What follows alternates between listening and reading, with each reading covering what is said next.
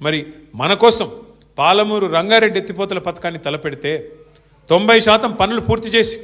మీ నార్లాపూర్ కాడికే వచ్చి ఒక పంపు కూడా ఆన్ చేసి నీళ్లను కృష్ణా నీళ్లను ఆ ప్రాంతానికి చూపెడితే 2 ఏళ్ళు అయిపోయింది రేవంత్ రెడ్డి గారు వచ్చి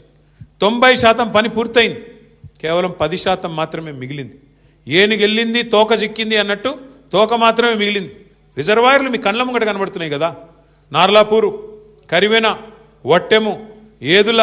ఉద్దండాపూరు రిజర్వాయర్లన్నీ పూర్తయి రెడీగా ఉన్నాయి ఈయన చేయాల్సింది ఏంది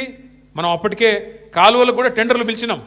ఈయన రాగానే ఆ టెండర్లు రద్దు చేసినాడు రద్దు చేస్తే చేసినాడు మళ్ళీ పిలవచ్చు కదా 10 పైసలతో అయిపోయేదానికి ఇవాళ పని చేయకుండా ఎందుకు చేయట్లేదు తొందరగా చేస్తే కేసీఆర్కు పేరు వస్తుంది